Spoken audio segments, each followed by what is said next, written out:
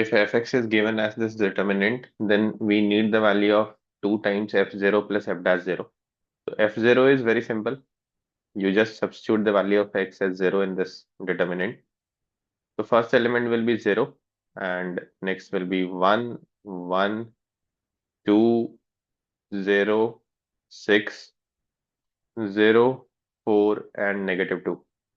So you can see that there are two zeros in the first column. So let's expand along the first column. This element has negative internal sign. So minus 2 into minus 2 minus 4. It will be 12. So f0 की value 12 आ गई. We need 2f0 plus something. तो 2f0 आपकी 24 होगी. Now you need f dash 0. तो f dash 0 का मतलब क्या है कि आप पहले f dash x निकालेंगे फिर x की वैल्यू 0 उसमें सब्स्टिट्यूट करेंगे. तो we are using differentiation of determinant. तो जब भी आप किसी डिटर्मिनेंट को डिफरेंशिएट करते हैं तो you have two choice. Either you can differentiate along the row और अलोंग द कॉलम. तो फिलहाल मैं कॉलम के अलोंग जा रहा हूँ बट रो के अलोंग भी जाएंगे तो आपका सेम आंसर मिलेगा. तो when you differentiate along the column तो आप क्या करते हैं, जैसे आप प्रोडक्ट रूल ऑफ डिफरेंशिएशन में करते हैं ना, ऑलमोस्ट सेम ही है. ऐसा इसलिए क्योंकि जब आप डिटर्मिनेंट को ओपन करेंगे तो वो तो प्रोडक्ट ऑफ टर्म ही आएंगे ना. जैसे ये आप a इंटू दिस करेंगे तो ये आपका प्रोडक्ट ऑफ थ्री टर्म्स हो गया. फिर minus product of three terms हो गया. तो डिटर्मिनेंट को ओपन कर दिया आपको प्रोडक्ट ऑफ थ्री टर्म्स मिलेगा. ना you recall the product rule of differentiation. अगर u v w रहता है तो आप क्या करते हैं, एक को डिफरेंशिएट करते हैं बाकी दोनों को एज इट इज रखते हैं प्रोडक्ट में. फिर प्लस करते हैं आप. फिर v को डिफरेंशिएट करते हैं बाकी दोनों को एज इट इज रखते हैं. फिर आप w को डिफरेंशिएट करते हैं और बाकी दोनों को एज इट इज रखते हैं प्रोडक्ट में, और इन तीनों पॉसिबिलिटीज को आप ऐड कर देते हैं. तो एग्जैक्टली सेम यहाँ पे भी हो रहा है.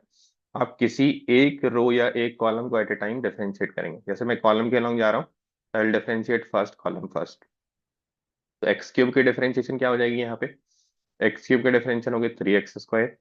आप चाहे तो डायरेक्टली वैल्यू जीरो रख सकते हैं इफ दैट मच कंफर्टेबल. फिलहाल मैं एक्स में जा रहा हूँ फिर जीरो रखूंगा. इसका डिफरेंशिएशन आपके पास क्या हो गया 6x.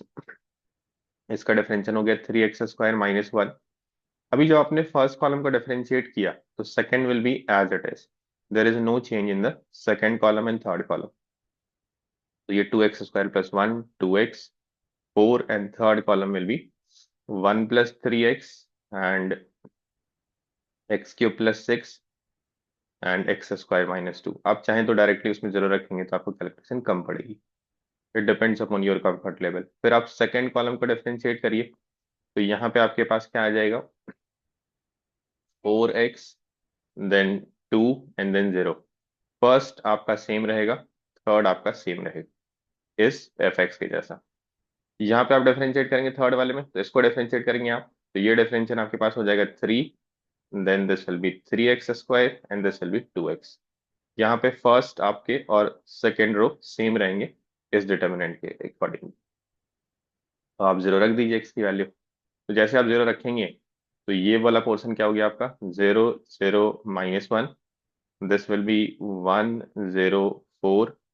This will be 1 6 and negative 2.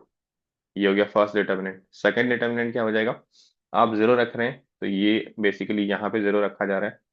तो this will turn out to be 0 2 and 0, है ना. जैसे आप यहाँ पे जीरो रखेंगे फर्स्ट रो में तो कोई चेंज हुआ ही नहीं है सेकंड पार्ट में. तो ये कितना आ रहा है 0 2 0 0 2 0. फिर इसका आपका डिफरेंशिएशन हो चुका है. अब यहाँ पे आप एक्स की वैल्यू जीरो रखेंगे तो आपको क्या मिलेगा 0 2 0 फिर से मिल गया. अच्छा इसमें तो आपका सेकंड और थर्ड रो, सेकंड और थर्ड कॉलम एग्जैक्टली सेम हो गया. तो इरेस्पेक्टिव ऑफ थर्ड कॉलम, क्योंकि फर्स्ट और सेकंड कॉलम सेम हो चुका है तो ये वैल्यू आपकी जीरो हो जाएगी. थर्ड कॉलम को लिखने की जरूरत ही नहीं है. वेन एवर टू रोज और columns are identical the determinant value is zero. फिर नेक्स्ट में आपका फर्स्ट में तो वही रहेगा आपका 0 2 0 और यहाँ पे 1 0 4. तो 0 2 0 एंड 1 0 4. थर्ड कॉलम में आपने डिफरेंशिएट करने के बाद वैल्यू डालनी है तो ये 3 0 0 होगा. अब just find out the determinant value. आप फिर से फर्स्ट कॉलम के अलॉन्ग एक्सपेंड कर लीजिए तो minus 1 into this will B 6 and this value फिर से आप इसी थर्ड फर्स्ट कॉलम के अलॉन्ग एक्सपेंड कर लीजिए तो minus 2 into this will B -12. तो 24 माइनस 6 आपका 18 हो गया. At the end you need the value of 2f0. Plus F dash zero, two F zero की वैल्यू आपके पास 24 थी, अभी एफ डैश जीरो 18 आ रही है, तो answer should be 42. Answer 42 is given in option D, and yes, that is the answer.